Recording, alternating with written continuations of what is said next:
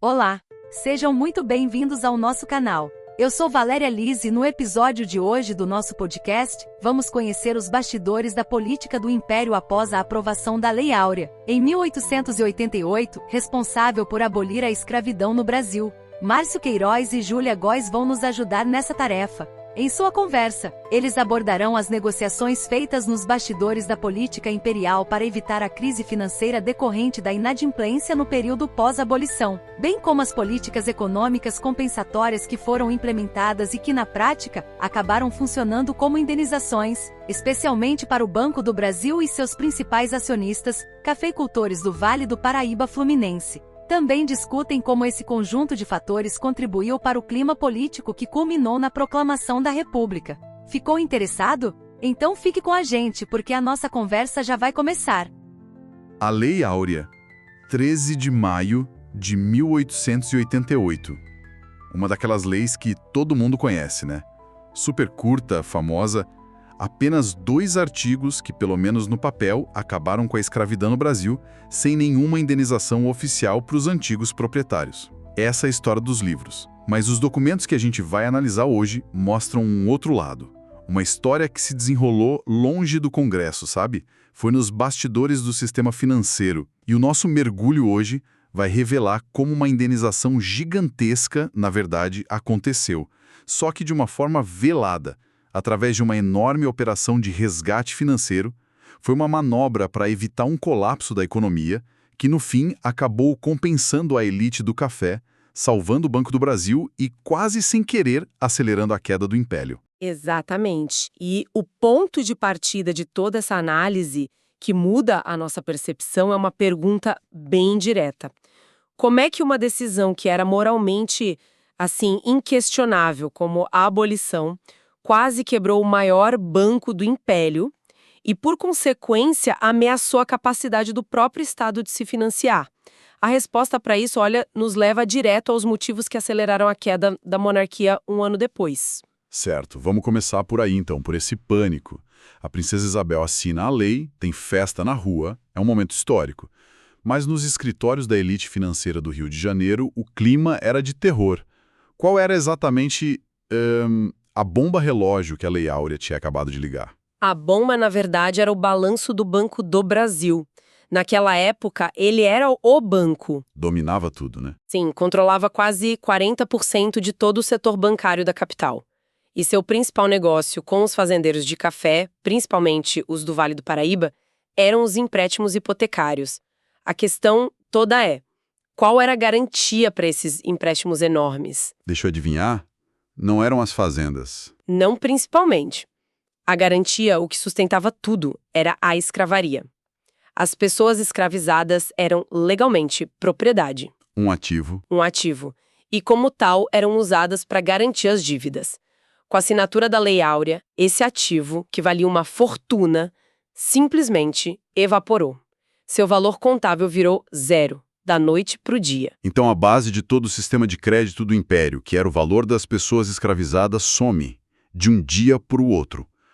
Eu consigo imaginar a cena, o pânico na diretoria do banco, mas era só um banco, né? Por maior que fosse, o Império não podia simplesmente deixar quebrar e pronto. Olha, em tese, poderia.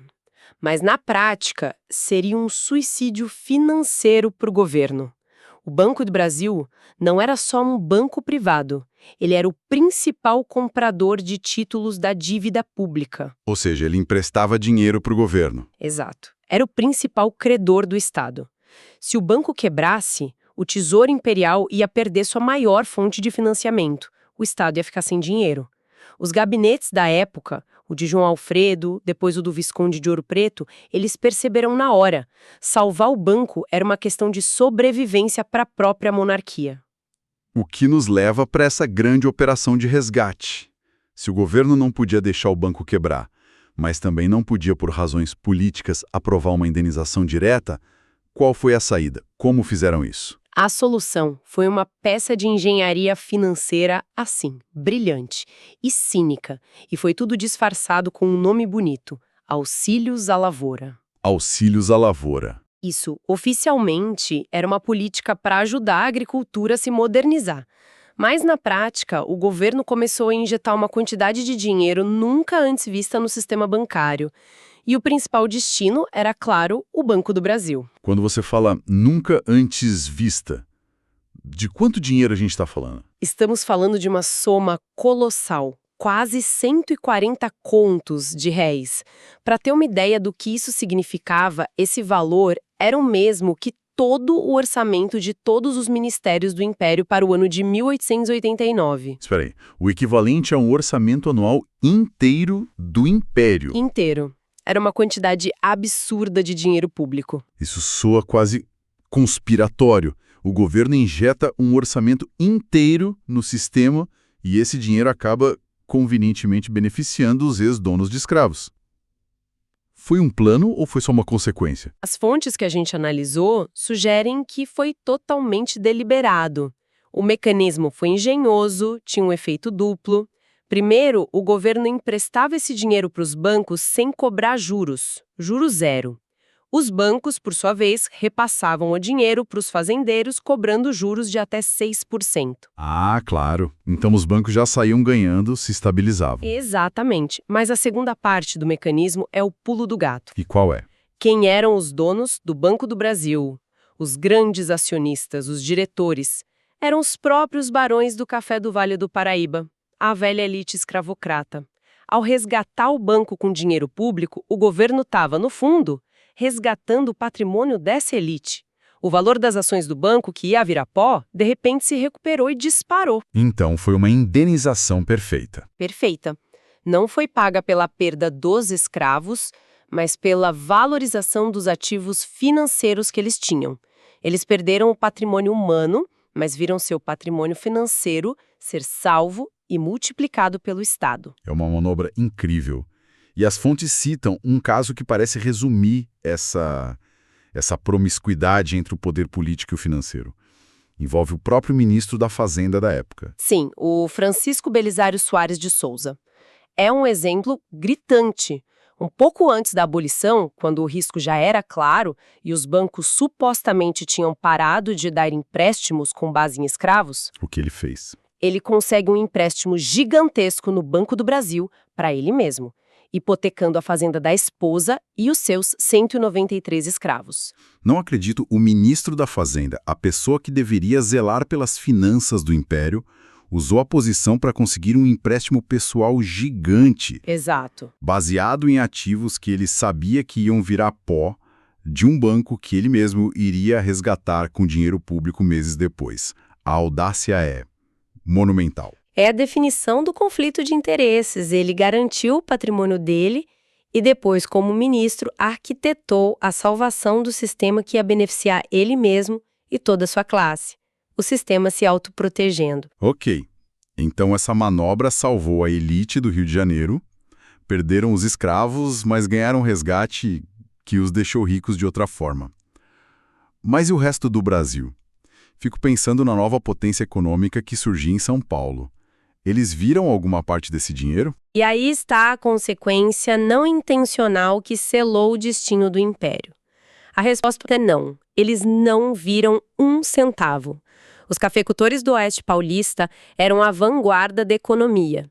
Já usavam mão de obra imigrante, investiam em tecnologia, em ferrovias, eram muito mais produtivos. E o que eles mais precisavam era de crédito. Crédito para comprar terra, máquina, para financiar a vinda de mais imigrantes. E o dinheiro para esse crédito existia. Era essa fortuna que o governo tinha injetado no sistema. Então, por que não chegou lá? Para onde foi todo esse dinheiro? Ficou na corte. Ficou no Rio de Janeiro. Em vez de financiar a produção agrícola em São Paulo, aquele volume gigantesco de liquidez... Ou seja, essa montanha de dinheiro vivo? Isso. Essa montanha de dinheiro ficou no Rio e alimentou uma bolha especulativa sem precedentes. A elite fluminense descobriu que era muito mais fácil e lucrativo especular na bolsa de valores do que investir na agricultura. Uma economia de cassino. Exato.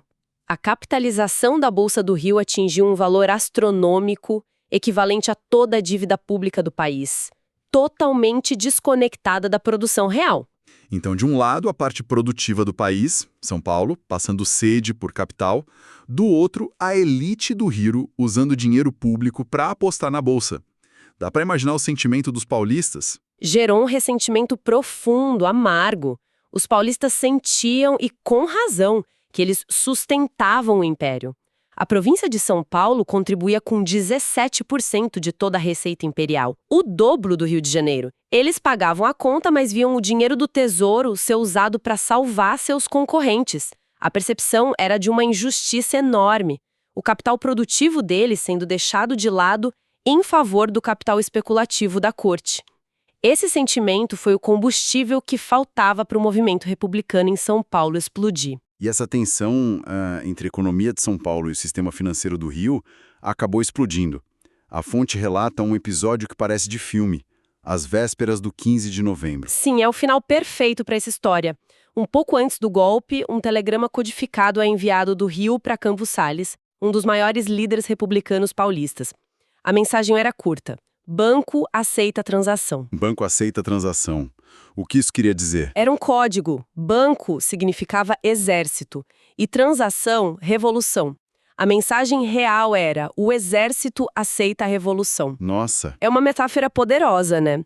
A contradição que começou com uma crise bancária, a briga entre o capital produtivo e o financeiro, não se resolveu na economia, se resolveu nos quartéis. O golpe militar foi a resposta. Então, quando a gente junta todas as peças, a história da abolição fica muito mais complexa.